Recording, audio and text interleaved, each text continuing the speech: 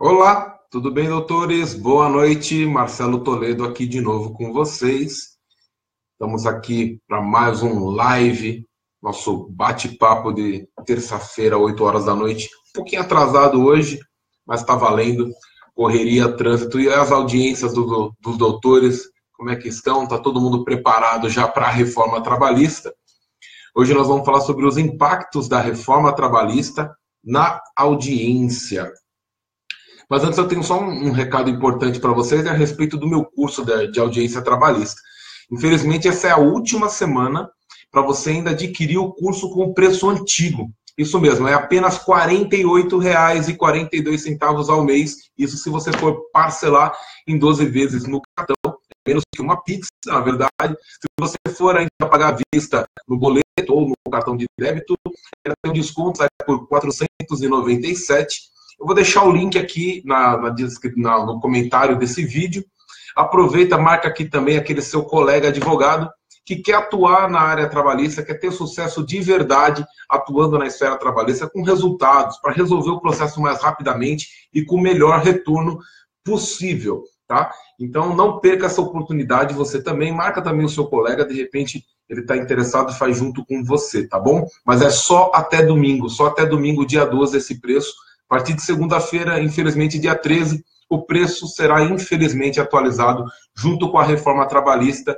Eu tentei ainda dar uma segurada, mas não é possível. A equipe está me cobrando isso, o pessoal da Hotmart, tá bom? E falando sobre a reforma, vamos então falar, a reforma ela foi maior do que se esperava. Ela foi profunda, ela regulou não apenas os direitos individuais trabalhistas, mas também questões processuais, inclusive de ordem administrativa judiciária. Sim, estabelecendo critérios para a edição de súmulas do TST e dos fóruns regionais, dos tribunais regionais. Desse modo, ocorreram também impactos na audiência trabalhista, que, como vocês já sabem, a audiência trabalhista, ou pelo menos deveriam já saber, é o ato processual, a audiência, olha só, é o ato processual mais importante do processo do trabalho, pois é na audiência que você ganha ou perde o processo, isso mesmo. A respeito disso e dos procedimentos práticos que compõem a audiência una, eu postei aqui na minha página uma videoaula bem prática e objetiva, onde eu discorro sobre esse tema da importância da audiência trabalhista, explico isso melhor, e depois ainda dou uma esmiuçada nos principais procedimentos que compõem a audiência una. Dá uma conferida depois dessa live aqui, tem esse vídeo postado se você ainda não viu. E a reforma trabalhista também impactou, modificou alguns aspectos também da audiência. O primeiro ponto, grande ponto, assim, que foi uma modificação que, inclusive, afronta um entendimento que já havia sido sumulado, né? Já era uma súmula do TST, foi a inclusão do parágrafo 3º do artigo 843, que acabou com aquela discussão doutrinária e jurisprudencial a respeito do preposto da empresa reclamada ser necessariamente empregado ou não. Como que ficou esse parágrafo 3º? Ficou assim: o preposto a que se refere no parágrafo 1º, ou seja, aquele representante da empresa reclamada, deste artigo não precisa ser empregado da reclamada. Vai contra o entendimento sumulado, diretamente contra o entendimento sumulado no TST, que era no sentido do preposto teria que ser necessariamente um empregado da empresa reclamada, para tentar combater aquela questão do preposto profissional e fazer com que trouxesse à empresa alguém que tenha conhecimento dos fatos ocorridos no processo. Mas esse entendimento doutrinário e jurisprudencial acabou indo por terra por conta da inclusão desse parágrafo 3º. Vocês estão me ouvindo bem, pessoal? Tá tudo tranquilo? Quem estiver me ouvindo bem já sabe, de praxe, comenta aí 10 nos comentários para eu saber se está tudo bem. Senão eu posso estar falando aqui e ninguém de repente está nem me ouvindo. Mas eu estou confiando, deve estar todo mundo ouvindo. Legal. Vamos seguir então com a nossa live, com a nossa aula expressa de hoje. Uma outra grande modificação foi a inclusão também do parágrafo 2º e do parágrafo 3º do artigo 844 da CLT.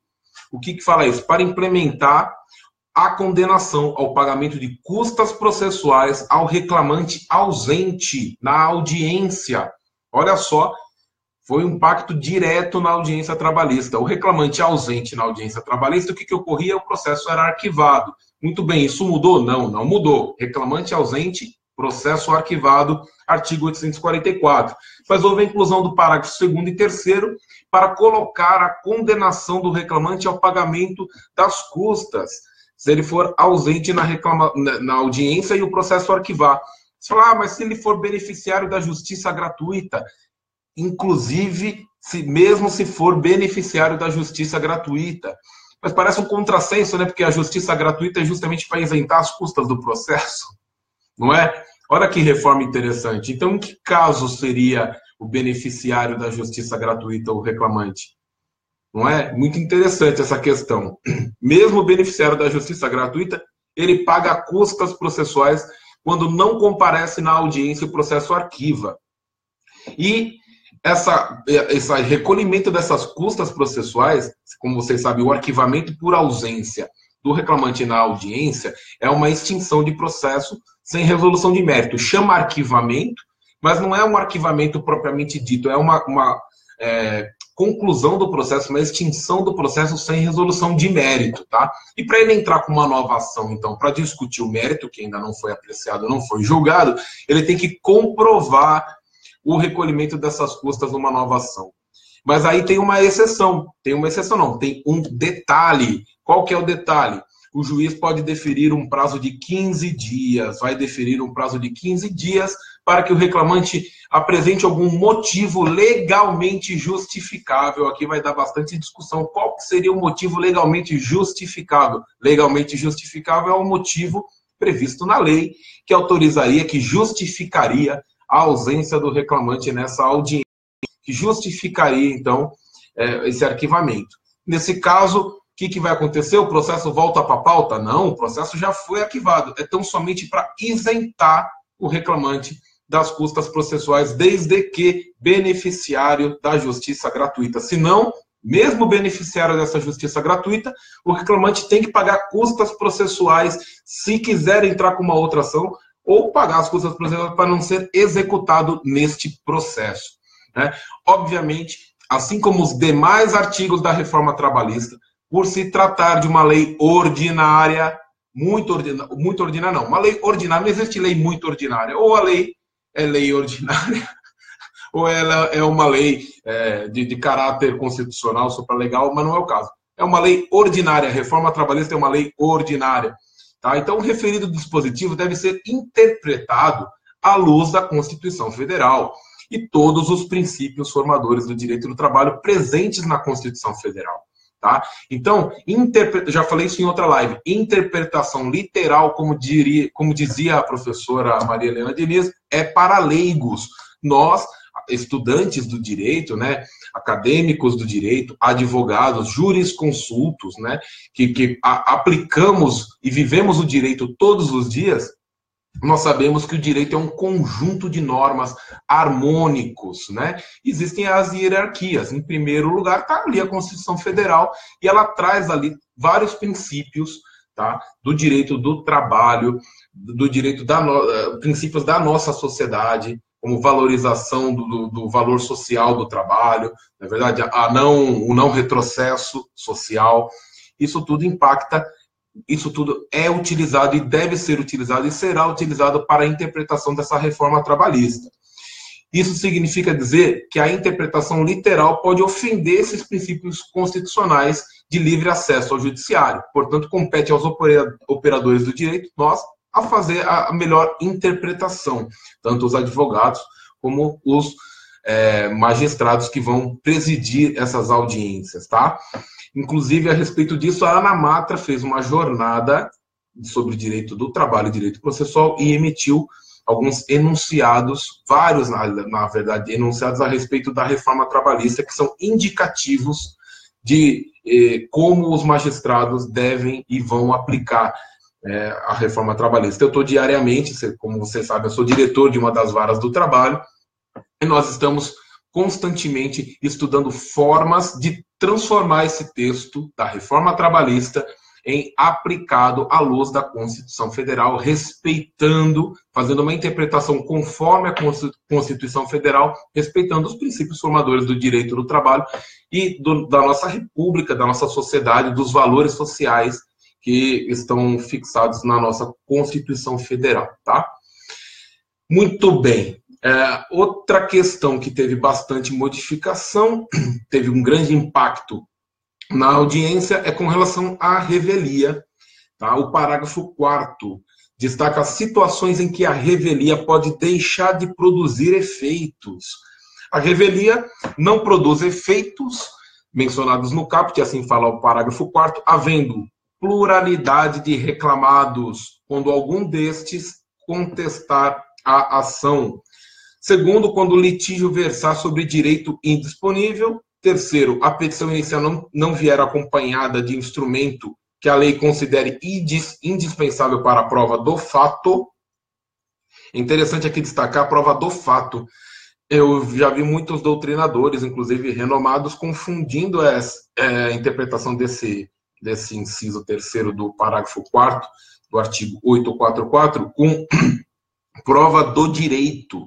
Eles mencionam convenção coletiva, ou isso que seria um instrumento que a lei considera indispensável para a prova do direito, né? Seria do direito, não prova do fato, né? Na verdade, o inciso 3º fala prova do fato, então acredito que não é bem isso.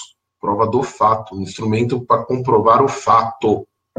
E o 4º, as alegações de fato formuladas pelo reclamante que forem verossímeis ou estiverem em contradição com a prova constante dos autos. No processo do trabalho é muito comum essa primeira hipótese, que é havendo a pluralidade de reclamadas, algum deles não contestar a ação. Por quê? Porque tem muitas empresas, a terceirização ocorre, né? Então a empresa prestadora de serviço, né, pode ser revel, e a tomadora está presente na audiência, quem se beneficiava da mão de obra prestada por essa empresa, né, terceirizadora, pelos serviços do reclamante, está presente e contesta. Nessa hipótese, aplica o inciso 1º do parágrafo 4º, trazido com a reforma. Como as matérias é comum a defesa das duas empresas, não haverá os efeitos da revelia em face da reclamada ausente, estaria afastado. Quanto ao inciso 3º, também não serão aplicados os efeitos da revelia se a petição não estiver acompanhada com um documento essencial, seria a prova do fato ou prova do direito, que é o que está discutindo a doutrina nesse momento. Eu entendo que está falando prova do fato, do ato, né, do ato em si, indispensável para a prova do ato.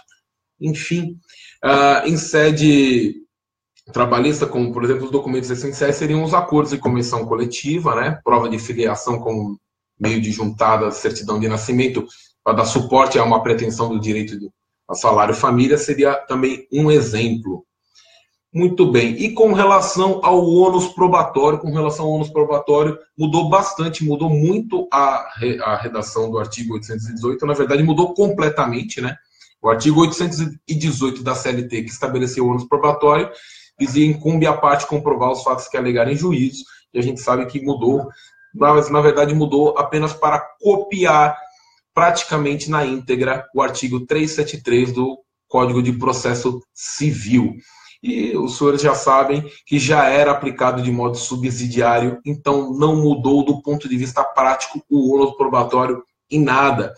Muito se fala a respeito dessa nova mudança, que seria a modulação, a inversão do ônus da prova, mas aí pelo princípio da aptidão da prova, que também há muito nós já vínhamos aplicando, tá bom?